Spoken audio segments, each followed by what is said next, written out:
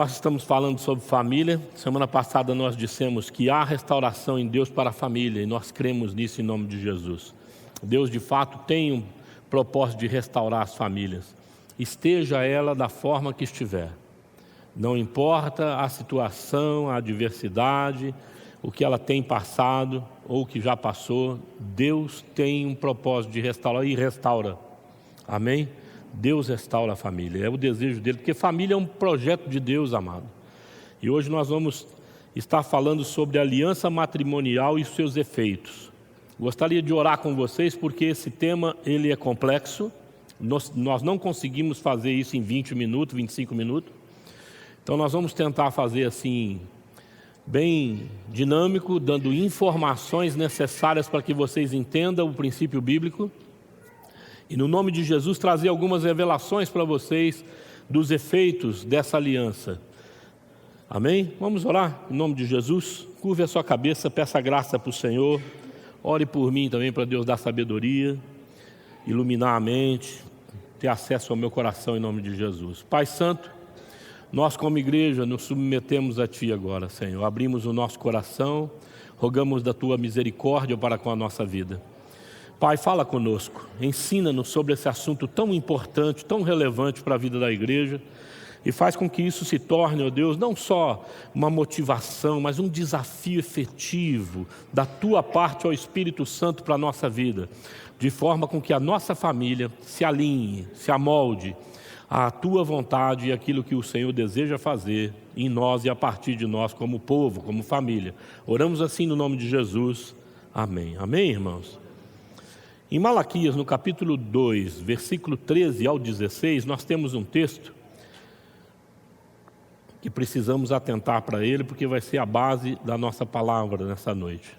Diz assim Malaquias: a outra coisa que vocês fazem, enche de lágrimas o altar do Senhor, choram e gemem, porque Ele já não dá atenção às suas ofertas, nem as aceita com prazer. E vocês ainda perguntam, por quê? É porque o Senhor é testemunha entre você e a mulher da sua mocidade, pois você não cumpriu a sua promessa de fidelidade, embora ela fosse sua companheira, a mulher do seu acordo matrimonial. No verso 15, não foi o Senhor que vos fez um só, em corpo e em espírito, eles lhe pertencem. E por que um só? Porque ele desejava uma descendência consagrada. Portanto, tenham cuidado, ninguém seja infiel à mulher da sua mocidade. Eu odeio o divórcio, diz o Senhor, o Deus de Israel. E o homem que se cobre de violência, como que se cobre de roupas, diz o Senhor dos exércitos. Por isso, tenham bom senso, não sejam infiéis. Amém, irmãos? O que é a aliança?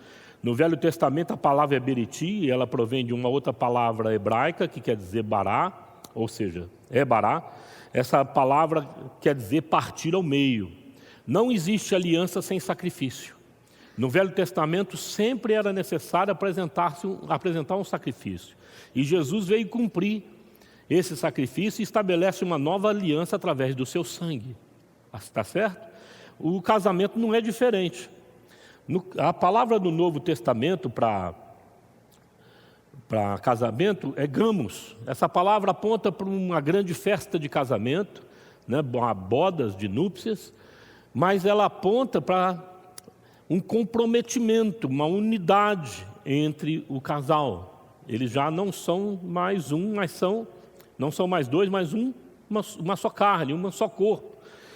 Então, se você era dois, agora se tornou um, alguém tem que morrer nesse negócio, né? Quem é que vai morrer? Os dois. Então, nesse sentido, tem um sacrifício efetivo no casamento. Quando você entra e faz uma aliança com a sua esposa e a sua esposa contigo, vocês estão falando para o Senhor, eu estou disposta, tá certo? A assumir uma nova vida daqui por diante. Eu costumo definir o casamento como um ponto de encontro no meio do caminho. Não é nem lá e nem cá. É no meio do caminho. Amém?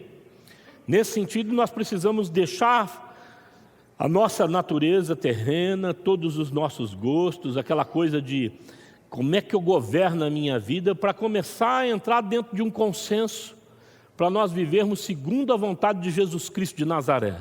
Amém? Jesus agora é o ponto de encontro desse casal. Quando nós estabelecemos Jesus como a terceira parte da aliança, fica tudo mais fácil. Porque tira a pessoalidade, essa coisa de que tem que ser do seu jeito. Por que não pode ser do meu? Para com as picuinhas, porque Jesus agora é a nossa referência. É aquele que nós buscamos para nortear o nosso diálogo e a nossa convivência enquanto casal e também enquanto família. Para todo mundo, dos filhos para com os pais, dos pais para com os filhos e dos cônjuges para com um para com o outro. Então não tem muito difícil você brigar nesse sentido. A única coisa que pode divergir talvez seja uma interpretação diferente dentro da palavra de Deus. Tá certo? Não fica mais fácil viver assim quando a gente elege Jesus como referência da família? Fica muito mais fácil. E é esse o projeto de Deus para a família. E foi para isso que Deus criou essa instituição histórica que faz com que a sociedade seja equilibrada e a igreja seja baseada na família.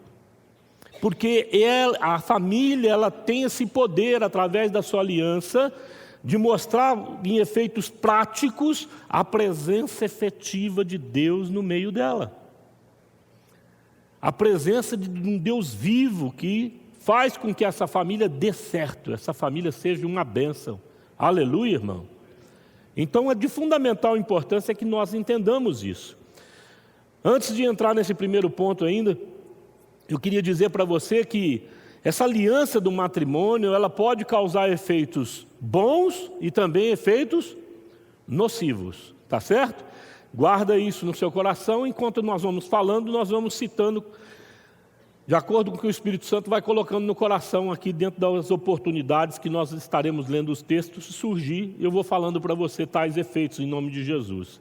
Porque afinal de contas nós não estamos falando só para casais, estamos falando para filhos, estamos falando para pessoas que talvez não tenham nem pais, né? Sejam órfãos, outros órfãos de pai ou de mãe, outros estão dentro de casa, são órfãos de pais vivos.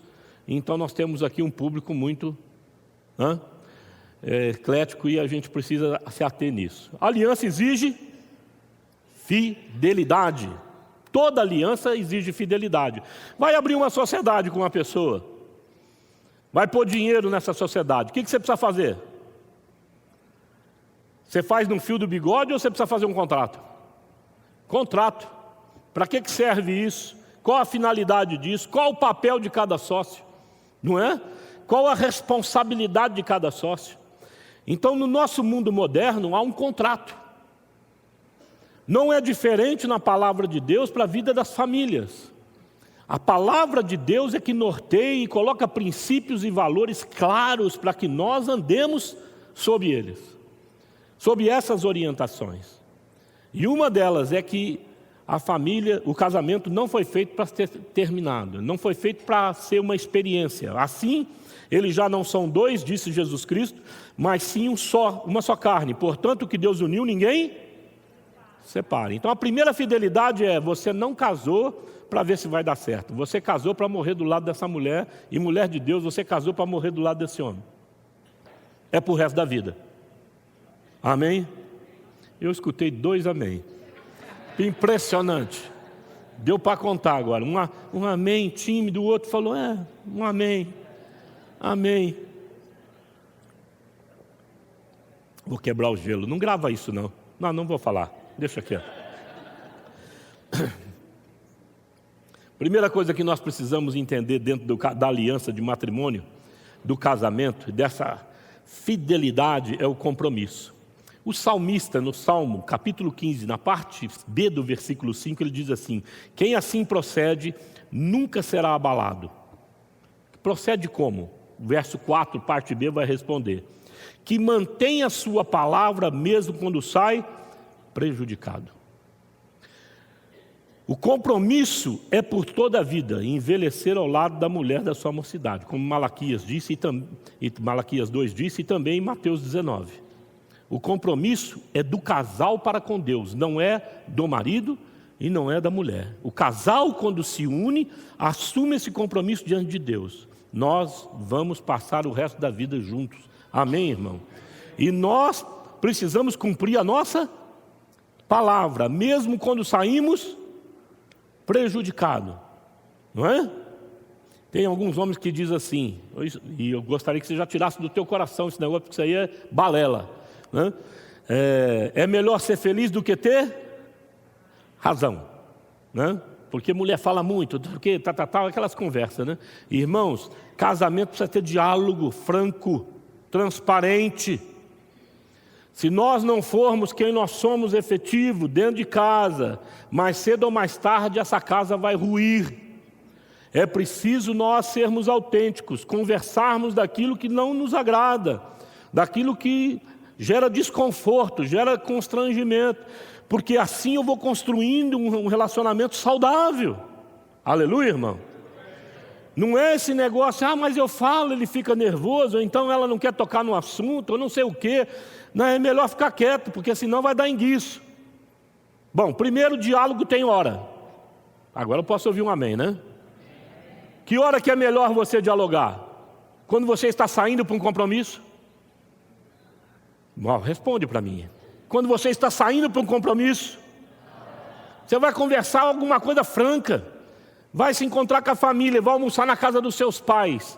É hora de acertar 10 minutos antes, gente. Fala a verdade. Aí chega aqueles dois em casa com aquela cara de cachorro que cai de mudança, não sabe para onde vai, um constrangimento geral. Lá em casa, quando chega gente assim, eu falo, o que aconteceu? Volta para sua casa que é melhor. Vai me estragar meu domingo, rapaz? Você acha que isso é certo? Fala sério. Diálogo tem momento para acontecer, amados. Discussões, a gente posterga ela com muita sabedoria. Fala um para o outro, não vai dar. Nós vamos para a igreja agora, beleza?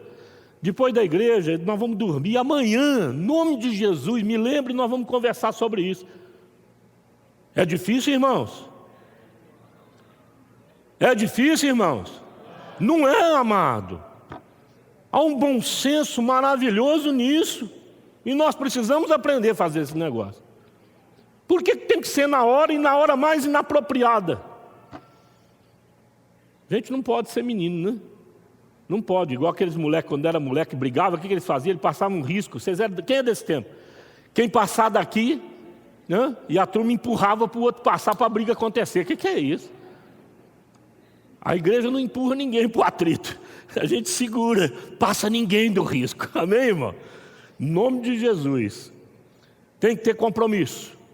E isso faz parte do nosso compromisso. Senão o teu casamento não dura para o resto da vida. Não dura, fica penoso carregá-lo. Então é preciso ter sabedoria para lidar com ele. O segundo é o objeto memorial. Toda aliança tem um objeto lá, ou aqui ou nos nossos dias é um contrato. E no casamento vem uma aliança, não vem? Esse é um objeto. E esse objeto é muito interessante. Primeiro ele traz um sinal de compromisso, né, que vive, essa pessoa tem ali um sinal de comprometimento, né, que vive sob uma promessa feita a outra pessoa. Uma mulher bonita, ou então um rapaz bonito, novo, casado, recém-casado, está com uma aliança na mão. Alguma mulher que se interesse por ele, percebe a aliança, ela se aproxima dele inadvertidamente falando, e falou, bonitão, quero sair com você. É assim que funciona? Não é. Pelo amor de Deus. E quando vê uma mulher bonita, o cara solteiro, ele vai lá na mulher e ele percebe a aliança, ele chega, e aí? Eu sou melhor do que o teu marido, quero sair com você. É assim que funciona? Não é. Isso aqui é um sinal que faz a pessoa pensar. Essa mulher tem um compromisso com alguém. Amém, irmão? Esse homem é um homem comprometido. É um homem de família. Tem alguns que falam, mas hoje em dia a turma está preferindo esses. Dá licença, irmão. A aliança deveria denotar para o outro, e a hora que ele chegar, e tem gente que tem cara de pau e chega mesmo, e fala, e aí? E aí o quê? Não, você é doido? Vai para a igreja, meu marido está lá, se você quiser corrigir sua vida, você acerta com ele. Aliás, vou te passar o telefone, toma aqui, ó. E vice-versa. Amém, irmão? A aliança deveria ser um sinal ou um start para nós evangelizarmos sobre o compromisso que nós assumimos com a mulher da nossa mocidade, dizendo àqueles que porventura cheguem mal motivados próximo a esse relacionamento, perceba que esse relacionamento é inabalável. Ele é firme. Tem pessoas que estão usando essa aliança e não adotam isso para a sua própria ruína. Nós precisamos adotar essa firmeza. Eu pertenço à minha esposa, ela pertence a mim. Aleluia, irmão. Se assim não for, vai dar zebra, vai dar problema. E eu tenho que ter essa consciência. O apóstolo Paulo fala que o corpo da mulher não pertence mais a ela, pertence ao homem. E vice-versa. O que ele está falando? Nós estamos condicionados um ao outro no Senhor. E nós precisamos ser refém dessa verdade. Glória a Deus, irmão. Segundo, esse anel denota pureza. O ouro é assim, um dos metais mais preciosos. Denota que esse casamento tem que ser puro. E denota durabilidade, como nós já falamos aqui. Testemunhas, nós temos primeira testemunha que Malaquias fala. Quem foi que testemunhou o relacionamento daqueles homens com a mulher da mocidade deles? Que o texto diz. Quem foi? Deus. Deus é testemunha do seu namoro e do seu casamento. Ele se fez e se faz presente. Amém, irmão? E não é à toa, nós vamos aprender por quê, em nome de Jesus. Segundo, nós temos os convidados. Nós aprendemos lá no casamento do Caná da Galileia. E isso é muito importante a gente entender também essa questão das testemunhas. A relevância das testemunhas. E as coisas que me ouviu dizer, na presença de muitas testemunhas, confia a homens fiéis que sejam também capazes de ensinar a outros. Eu usei esse texto.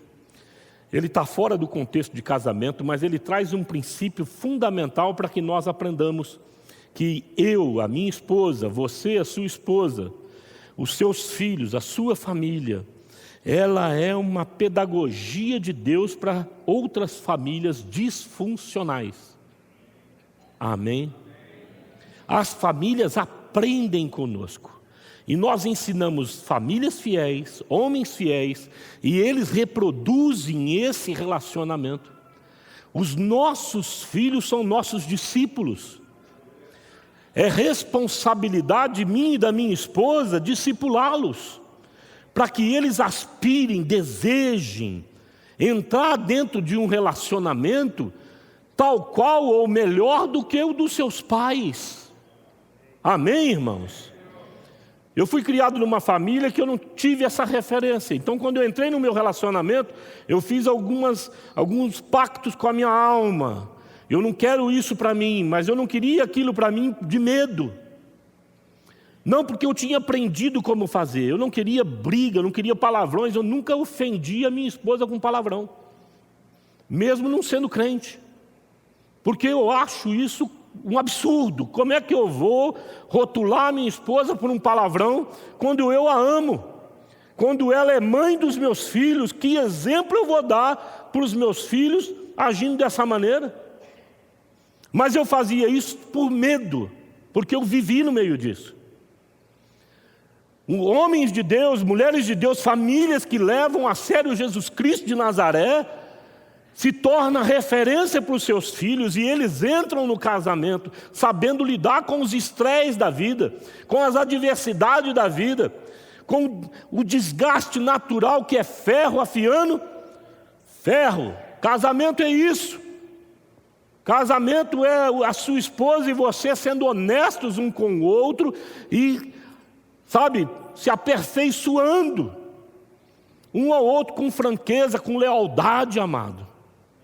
Em nome de Jesus. Os filhos que vivem nesse ambiente se tornam filhos muito bacanas, muito bons. Eles vão dar bons pais, bons maridos e boas esposas. Testemunhas públicas. Eu escolhi esse texto de Ruth para exemplificar isso para você. Diz assim, olha: havia, pois, já há muito tempo este costume em Israel. Quando a remissão ou permuta para confirmar todo o negócio, o homem descalçava o sapato e dava ao seu próximo. Isto era por testemunho em Israel. Disse, pois, o remidor a Boaz: toma para ti e descalçou o sapato. O que está acontecendo aqui? Noemi sai de Moabe e traz Ruth com ela. Ruth era sua nora.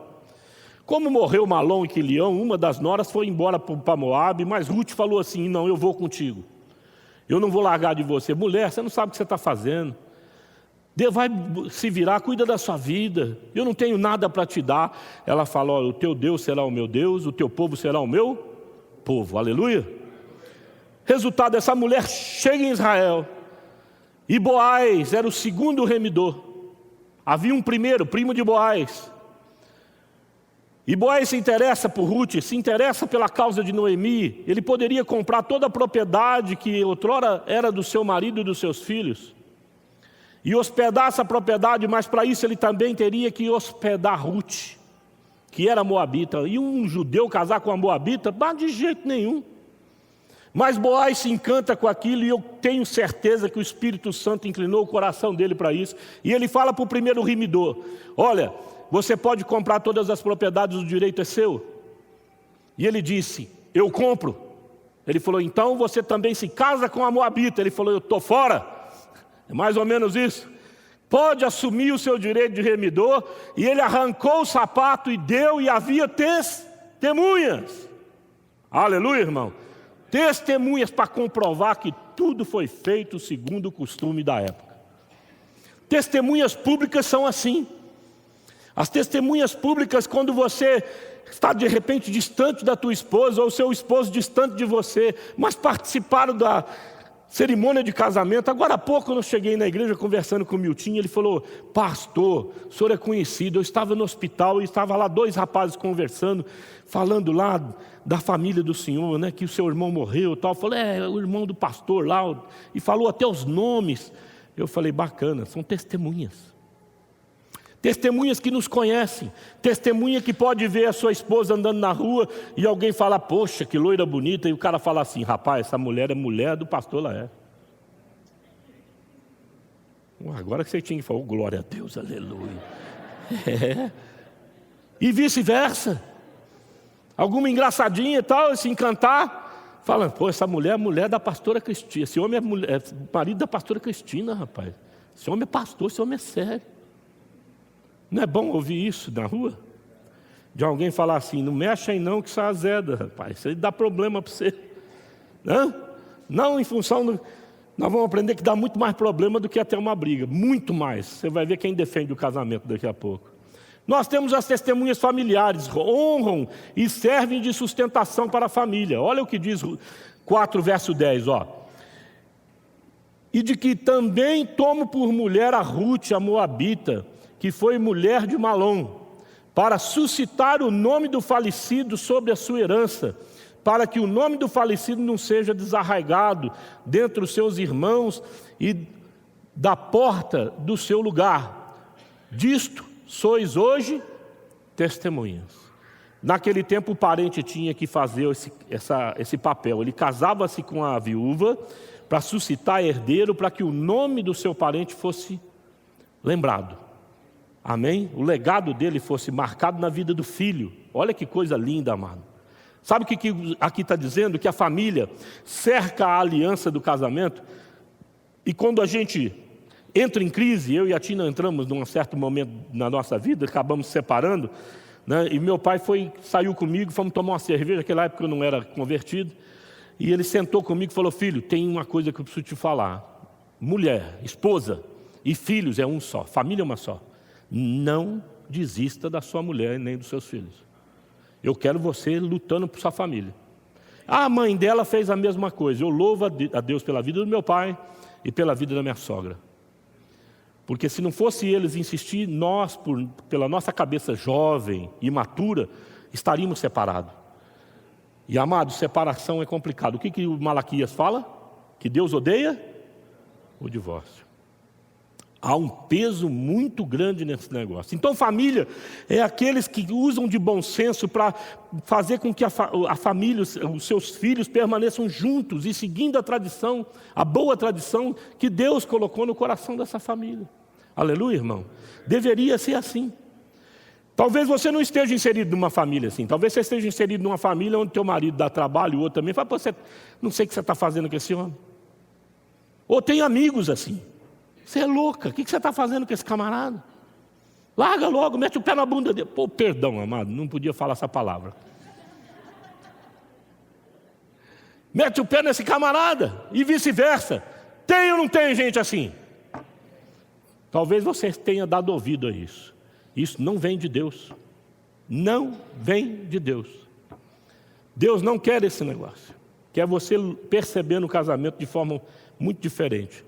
Ouça aqueles que te amam. Quem te ama vai lutar por aquilo que Deus luta. Testemunho espiritual.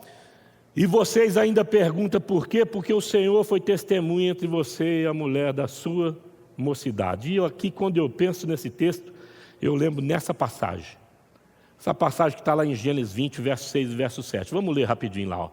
E havendo Abraão dito a Sara, sua mulher, minha irmã, enviou Abimeleque, rei de Gerar, e tomou a Sara. Deus, porém, veio a Abimeleque em sonhos de noite e disse-lhe, eis que morto será por causa da mulher que tomaste, porque ela tem marido. Mas Abimeleque ainda não se tinha chegado a ela, por isso disse o Senhor, matarás também uma nação justa? E disse-lhe o Senhor, em sonhos, bem sei eu que na sinceridade do teu coração, que o seu coração fizeste isto. E também eu te tenho impedido de pecar contra mim. Olha, não é contra Abraão e contra Sara, contra aquele que testemunhou a aliança. Ele fala, eu coloquei no teu coração para você não pecar contra mim, Abimeleque. E olha o que ele continua falando. Perdi lá, irmão. Contra mim. Por isso, não te permiti tocá-la. Agora, pois, restitui a mulher ao seu marido, porque profeta é, e rogará por ti para que vivas. Porém, se não lá restituíres, sabe que certamente morrerás tu e tudo que é teu. Deus violento, né? Bravo. O que eu instituí, ele está falando para Abimeleque. Você não ouse tocar.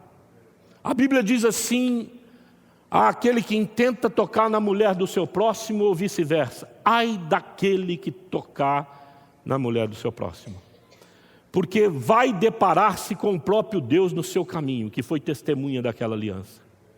Não vai sair dessa situação sem antes passar diante de Deus um tratamento severo da parte do Pai, porque isso Deus não admite. Amém, irmãos? Deus protege o casamento. Deus luta para que o casamento e as famílias permaneçam unidas. E nós precisamos ter temor e tremor de Deus quando nós somos despertados por essa verdade da palavra de Deus. Há muitos filhos, amados, de famílias que foram desconstituídas segundo o ideal de Deus. E esses filhos normalmente trazem em si alguns comportamentos não condizentes com uma família que atina para a vontade de Deus. E isso são consequências naturais de uma aliança quebrada. O importante é que aqueles que assim o são, saibam que há em Deus restauração para suas famílias, para a sua própria vida, em nome de Jesus. Há aqueles que foram autores efetivos, pessoais, de tocar onde não podia e atrair para si o juízo de Deus. Esses também precisam ser alertados e estarem conscientes que há restauração em Deus para a vida deles. Mas não sem custo, mas não sem muito trabalho para resgatar a dignidade, a confiança, né, dos seus entes queridos, dos seus filhos, tá certo? E fazer com que a estima volte a crescer dentro de si e ele saiba, esteja consciente que ele vai dar certo como um bom marido, um bom pai, em nome de Jesus Cristo. Mas é muito normal casamentos que são quebrados, os filhos normalmente ou não valorizam, ou não querem entrar dentro, ou então quebram também as alianças. E isso atrapalha o projeto de Deus. Porque Deus uniu o homem e a mulher e uniu a família para ter o quê? Uma descendência consagrada. Consagrada. Quando nós quebramos essa aliança, os nossos filhos têm dificuldade de se consagrar a Deus. Têm dificuldade de se relacionar com Deus Pai Todo-Poderoso. Porque Efésios, no capítulo 5, a partir do versículo 22, vai dizer que a mulher deve ser submissa ao seu próprio marido. Na versão NVI, sujeitem-se aos seus maridos. E essas palavras, nos nossos dias, são interpretadas de uma maneira muito equivocada, em função do vocabulário que nós nos reportamos. Mas a palavra no original está dizendo de submissão e sujeição dentro de uma missão que Deus confere a essa família. E há duas missões efetivas para cada família. A primeira delas, amados, é para todos nós. Você que é pai, você que é mãe, você precisa cumprir o seu papel de pai e de mãe. Isso é para todos nós. Nós não podemos, em hipótese nenhuma, negar a nossa esposa ou o nosso marido aquilo que lhe é de direito. Aleluia, irmão. Não podemos. A Bíblia diz que Deus é Deus justo e que Deus nos justifica e que Deus é que nos torna justo, e justiça na cabeça de Deus é dar ao outro aquilo que lhe é devido. E o que é devido ao outro? Senão o melhor de mim. Tudo que é melhor de mim eu preciso consagrar ao outro. Aleluia, irmão. Em todas as áreas. Em todas as áreas da minha vida. Eu não posso comedir. Eu preciso sim ter uma responsabilidade de doar o melhor. Quando eu tenho essa responsabilidade e essa consciência, o que eu faço com aquilo que é ruim? O que você faz com aquilo que é ruim? Joga fora. Descarta, porque não é o melhor de você. Jesus olhou para a cruz e falou para o Senhor: Pai, afasta de mim esse cálice. Essa noiva é muito rebelde. Estou aqui parafraseando a teologia, tá certo? Ele ia morrer pela igreja. E ele falou: essa noiva, menino, pai, eu não aguento. Ela acorda com cara de limão. É brava. É oliveira brava. Isso para ser transformada vai dar um trabalho, pai. E eles não merecem. Ela não merece. Mas ele olha e fala: pai, não seja feita a minha vontade. Eu vou para esse relacionamento e vou esposar a igreja. Porque Paulo vai dizer que o homem é a cabeça de Cristo. E esse homem, ele separa a mulher dele para fazer o quê? Para santificá-la, para purificá-la, para apresentar diante de Deus pura, imaculada, santa. Aleluia. Olha que bênção, amada. E Jesus vai lá e assume a parte que lhe cabe como aliança, e ele está esperando nós sermos aperfeiçoados, a palavra se propagar para ele falar assim: vem, vem. E nós vamos estar no banquete de Jesus já já, em nome de Jesus. Amém? Há muitas inadequações oriundas disso, mas o casamento representa e é um dos pilares da igreja. E aqui eu gostaria de estar encerrando essa palavra com esse tópico aqui. Diz assim: por essa razão o homem deixará pai e mãe e se unirá à sua mulher. Os dois se tornarão uma só carne. Este é um mistério profundo, refiro-me, porém, a Cristo e à igreja, como eu acabei de dizer para você. A primeira coisa que nós vamos aprender: submissão, eu já falei para vocês. O casamento precisa ser cristocêntrico. Ele não pode ser baseado na sua cabeça, amado irmão em Cristo Jesus. Tem que ser baseado na mente de Cristo. Mulher de Deus. A igreja não pode ser baseada, nem o seu casamento ser baseado na sua cabeça. Tem que ser baseado na mente de Cristo. Mulher é uma bênção para buscar a Deus, mas misericórdia, como que é difícil se adequar àquilo que Jesus gostaria. Tem muito argumento, muito argumento. O homem, quando atina para isso, ele fica mais fácil. Porque você fala para ele: vai, ele fala: estou indo, já fui.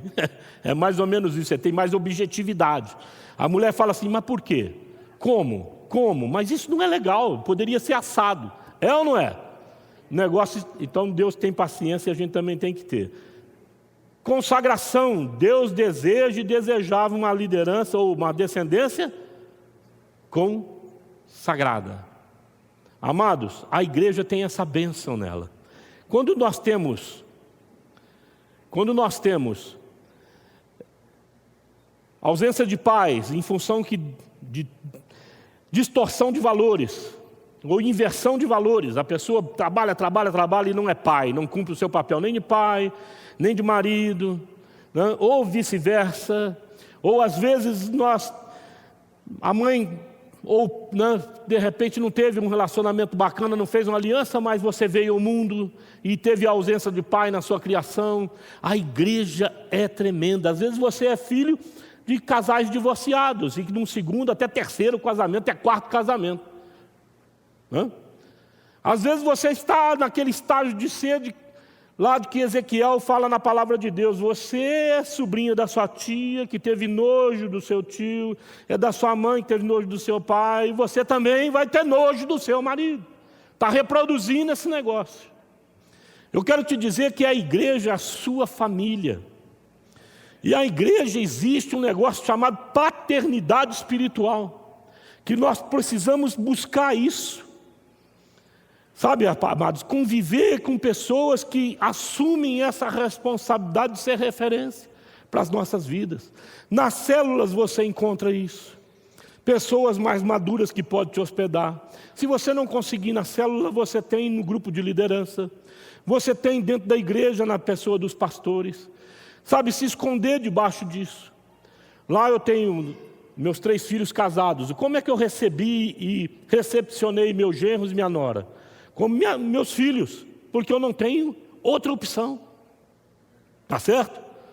Em Deus eu preciso recepcioná-los assim. Como é que eu recepciono as pessoas que se achegam à igreja e eu percebo que existe essa carência, ou essa área enfraquecida? Abrir a vida para ser essa extensão de um exemplo de pai para essas pessoas.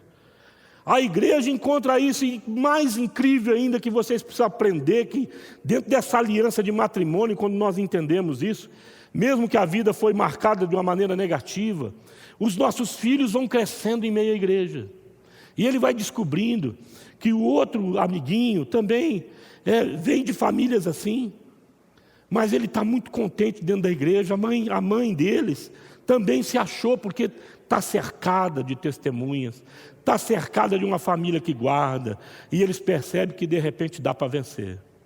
Amém? Eu e minha esposa, recém-casados ainda, a gente era novo casado, nós mudamos aqui para o Delbux há muitos anos atrás. E chegando lá, nós conhecemos a Dalva. E a Dalva tinha o Léo, ela não era casada, e o Léo se aproximou de nós, fomos criados como filho dentro da nossa casa. Deu um trabalho danado esse Léo, né? Mas o Léo se tornou como filho nosso. Aliás, a Dalva parece filha. Eu falo para todo mundo quando ela chega, a Dalva não está aqui não, né? Se tivesse, ia ser uma benção, porque ela podia confirmar isso. Ela chega onde eu estou, a turma vem para pai, ela vem, beija, a gente se abraça, porque a gente se gosta muito, muitos anos, 34 anos a gente está junto. E eu falo para a turma assim, essa é minha filha mais velha, mas eu não sei o que aconteceu, os outros cresceu, ela não cresceu. Eu brinco com ela. Como é bom, amados, esse fator igreja. Sabe, que pode pegar uma família que sofreu, está sofrendo, e falar para eles, vem, vocês não estão sozinhos. Vamos ficar de pé.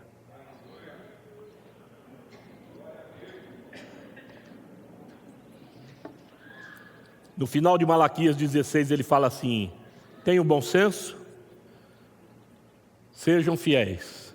Leia assim, não sejam infiéis, sejam fiéis. Amém? Eu gostaria de orar com você. Antes de terminar, eu gostaria de pedir para as pessoas que estão enfermas vir aqui na frente.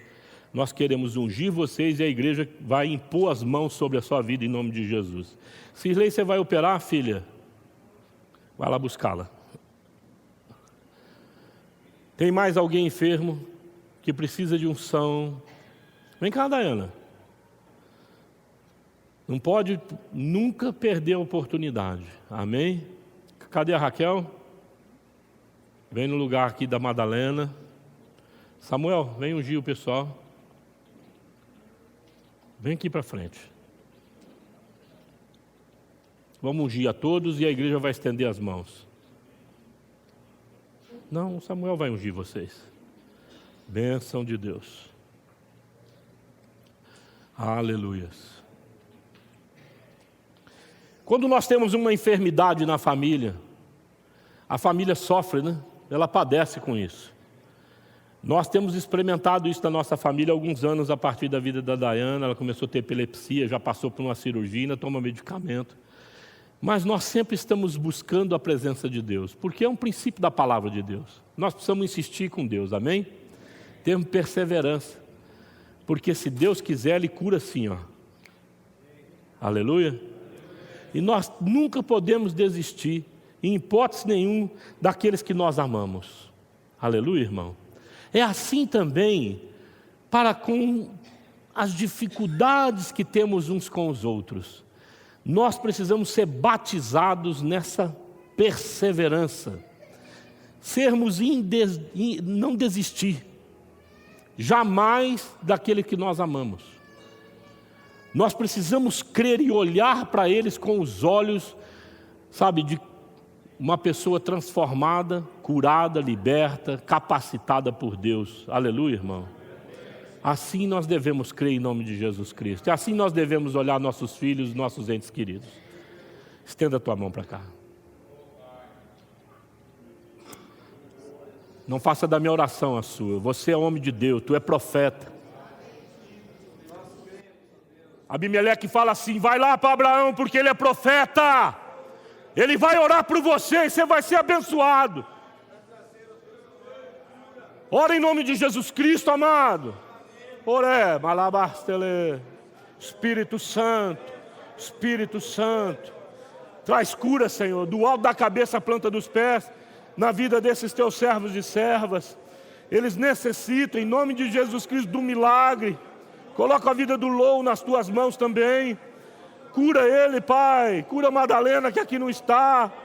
Na vida da tua filha. Pai, em nome de Jesus, estende a tua mão. Faz com que no nome santo de Jesus milagres comecem a acontecer no meio da tua igreja, Senhor. Faz isso por amor do teu nome. Faz isso por amor dos teus filhos e filhas. Faz isso para mostrar para a tua igreja que tu és o pai dessa família, que tu zela por ela, Senhor. No teu santo nome, Pai, nós profetizamos assim. Abre a cabeça, a mente, o coração, para que esses teus servos que vieram buscar essa oração, ó Deus, se alinhem na fé, na firme convicção de que o Senhor é Deus que ouve a oração da tua igreja e que responde essa oração. No nome de Jesus Cristo, nós oramos assim. Oramos pela tua igreja, Pai. Levanta no meio da tua igreja, em nome de Jesus, todos, não deixa ninguém de fora. Levanta cada um de nós com lealdade, com fidelidade, que sejamos homens, ó Deus, de palavra, para cumprir aquilo que o Senhor deseja na nossa vida e através da nossa vida, Pai. No nome de Jesus Cristo, Senhor, levanta e faz com que o teu povo seja batizado na nobreza. Que eles se doem uns aos outros no melhor da vida de cada um deles. No nome de Jesus, que a mesquinhez, ó Deus, meu Pai, que o egoísmo não encontre espaço nas nossas vidas e nos nossos lares. Seja, ó Deus, em nome de Jesus, caracterizada na tua igreja, uma descendência consagrada a Ti. Que os nossos filhos, como cantamos aqui, perfume as nações. No nome de Jesus, nós profetizamos isso na vida de cada família representada aqui. No nome de Jesus Cristo, amém. Deus é bom, muito bom, aleluia.